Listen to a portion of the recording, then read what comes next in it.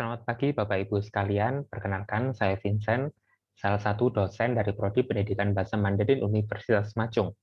Pada kesempatan kali ini, saya akan mempresentasikan hasil penelitian saya yang berjudul Strategi Belajar Kosakata Pembelajar Bahasa Mandarin di Universitas Majung. Latar belakangnya adalah, yang pertama dalam bahasa Mandarin, mendengarkan, berbicara, membaca, dan menulis merupakan suatu kemampuan yang harus dikuasai oleh siswa.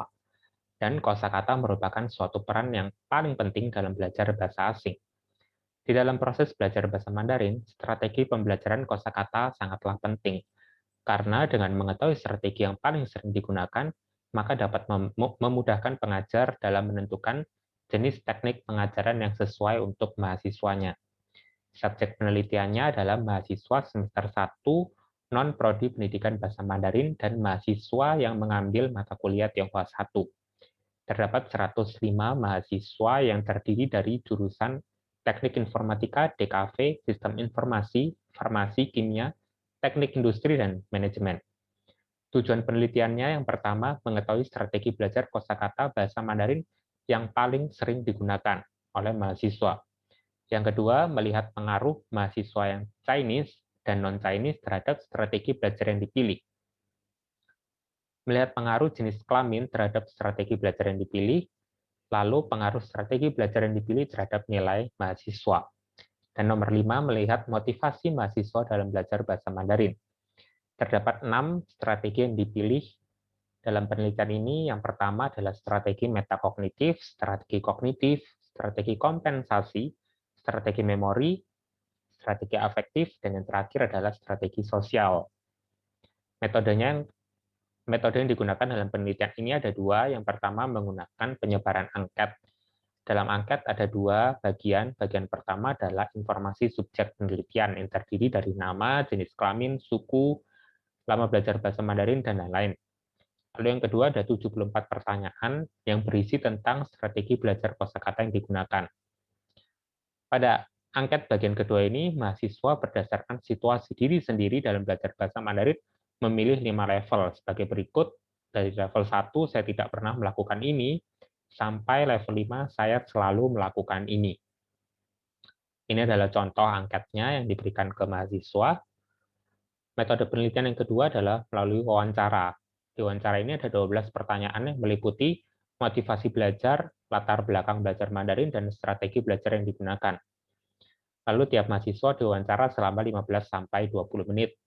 Hasil analisis wawancara akan dibandingkan dengan hasil analisis angket. Lalu hasil analisis angket menggunakan SPSS 25.0 mencari nilai rata-rata setiap strategi belajar dan mencari p-value.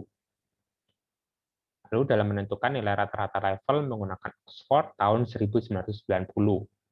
Dengan rata-rata level, nilai rata-rata 1,0 sampai 1,4 tidak pernah menggunakan, 1,5 sampai 2,4 sangat jarang menggunakan, 2,5 sampai 3,4 terkadang menggunakan, 3,5 sampai 4,4 sering menggunakan, 4,5 sampai 5,0 selalu menggunakan. Berikut merupakan hasil berdasarkan suku Chinese atau non-Chinese. Jenis strateginya yang paling sering digunakan yaitu sosial strategi. Lalu berurutan sampai yang paling jarang digunakan dalam memori strategi. Ini antara Chinese dan non-Chinese ternyata sama nilai rata-ratanya. Berikut merupakan grafiknya. Untuk garis yang berwarna biru merupakan mahasiswa non-Chinese dan merah merupakan mahasiswa yang suku Chinese. Lalu berdasarkan jenis kelamin, strategi yang paling sering digunakan yaitu sosial, dan yang paling jarang digunakan sama memori strategi. Tapi di sini ada sedikit perbedaan. Untuk kompensasi pada mahasiswa yang laki-laki itu berada pada urutan kedua, sedangkan afektif strategi pada urutan ketiga. Nah, sedangkan untuk yang mahasiswi, afektif menempati urutan kedua, sedangkan kompensasi yang berada di urutan ketiga. Seperti itu. Ini adalah grafiknya. Yang berwarna merah adalah yang perempuan, yang berwarna biru adalah mahasiswa laki-laki. Lalu berdasarkan nilai, di sini ada penggolongan A, B, dan C. Untuk yang paling sering digunakan sama sosial strategi, sedangkan yang paling jarang yaitu memori strategi. Untuk A, B, dan C sama.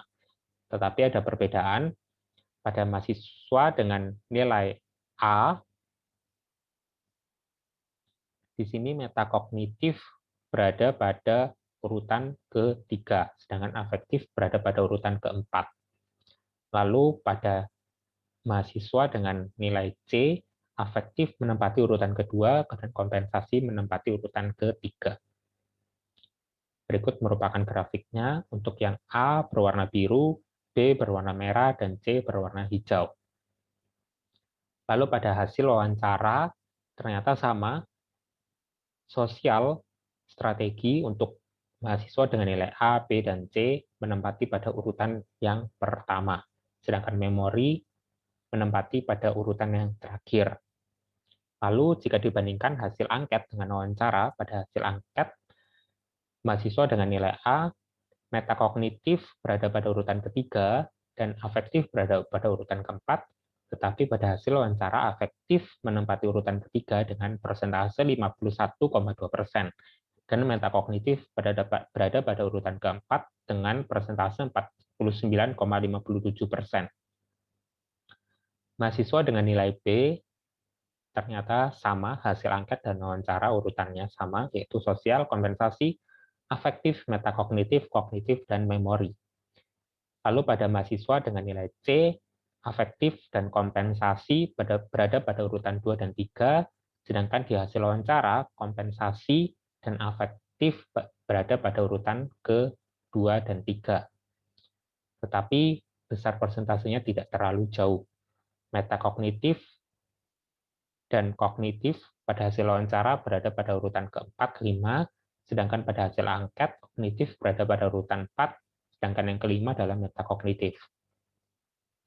Lalu jika dilihat dari p-value, ternyata strategi belajar dengan suku Chinese atau non-Chinese tidak ada keterkaitan, ya, karena p-value-nya semuanya di atas 0,05. Begitu pula dengan strategi belajar dengan jenis kelamin. Jadi tidak ada keterkaitan antara jenis kelamin dengan strategi belajar yang dipilih. Begitu juga dengan nilai, tidak ada keterkaitan antara nilai mahasiswa dengan strategi belajar yang dipilih. Karena nilai p-value-nya jika dilihat semuanya di atas 0,05. Lalu motivasi belajar mahasiswa untuk belajar bahasa Mandarin ternyata pada urutan pertama, yaitu alasannya adalah seiring perkembangan Tiongkok, bahasa Mandarin semakin penting.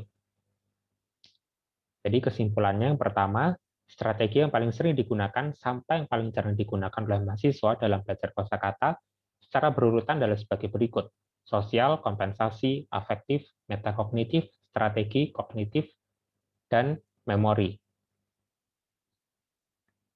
Yang nomor 2, tidak ada korelasi antara suku Chinese dan non-Chinese, jenis kelamin, dan nilai mahasiswa dengan strategi belajar kosakata yang dipilih.